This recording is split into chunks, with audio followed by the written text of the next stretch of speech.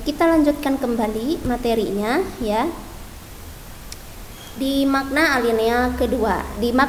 Pada alinea kedua ini tercantum cita-cita nasional bangsa Indonesia, di mana cita-cita nasional bangsa Indonesia ini adalah mewujudkan negara Indonesia yang merdeka, bersatu, berdaulat, adil, dan makmur. Alinea kedua mengandung makna perjuangan bangsa Indonesia yang telah tercapai tingkat yang menentukan. Momentum yang telah dicapai harus dimanfaatkan untuk menyatakan kemerdekaan. Kemerdekaan harus diisi dengan mewujudkan negara Indonesia yang merdeka, bersatu, berdaulat, adil, dan makmur, yaitu cita-cita bangsa Indonesia tersebut ya. Alinea kedua ini menunjukkan bahwa tekad bangsa Indonesia untuk melepaskan diri dari penjajahan telah dapat diwujudkan.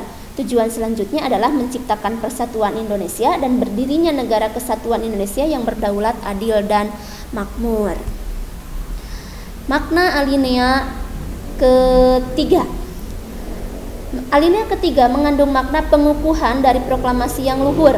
Makna tersebut didorong dari motivasi spiritual yang luhur, kehidupan yang seimbang antara material dan spiritual di dunia dan di akhirat, ketakwaan terhadap Tuhan yang Maha Esa. Karena dalam alinea ketiga disebutkan berkat rahmat Allah yang Maha Kuasa dan dengan didorongkan oleh keinginan luhur supaya berkehidupan kebangsaan yang bebas, maka Indonesia menyatakan dengan ini kemerdekaannya. Jadi tidak melupakan bahwa kemerdekaan bangsa Indonesia ini bukan semata-mata hasil perjuangan bangsa Indonesia, tetapi juga atas izin, atas berkat rahmat Allah yang Maha Kuasa. Ada campur tangan Allah dalam kemerdekaan negara kita ya. Yang keempat yaitu makna alinea keempat. Pada alinea keempat terkandung tujuan negara Indonesia. Tujuan negara Indonesia ini pertama, melindungi segenap bangsa Indonesia dan seluruh tumpah darah Indonesia. Yang kedua, memajukan kesejahteraan umum.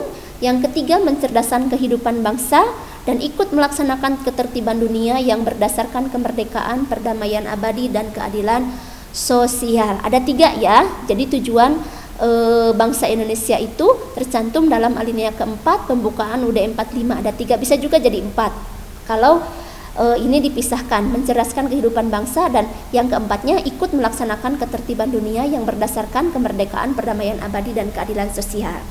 Dalam alinea keempat juga terkandung kemerdekaan bangsa Indonesia yang disusul dalam suatu Undang-Undang Dasar tahun 1945, susunan bentuk negara Republik Indonesia, sistem pemerintahan negara yaitu berdasarkan kedaulatan rakyat atau demokrasi kalau dalam Pancasila sesuai dengan sila keempat ya.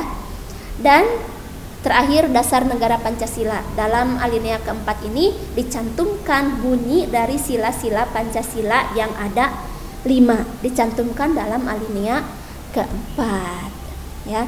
Nah, demikian materi yang Ibu sampaikan dalam pertemuan pada video kali ini ya, mengenai makna setiap alinea pada pembukaan Undang-Undang Dasar 45 ya.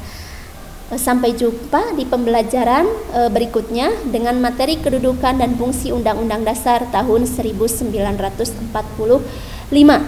Semoga kalian selalu dalam keadaan sehat, berada terus dalam lindungan Allah Subhanahu wa taala, dan kita segera diizinkan oleh Allah supaya kita bisa bertatap muka secara langsung di sekolah ya, belajar seperti biasanya anak-anak sekolah, tidak lagi seperti ini dilakukan secara jarak jauh ya, karena memang kurang maksimal. Terima kasih, semoga kalian selalu semangat walaupun belajar seperti ini ya, kita harus tetap memiliki semangat ya. Wassalamualaikum warahmatullahi wabarakatuh.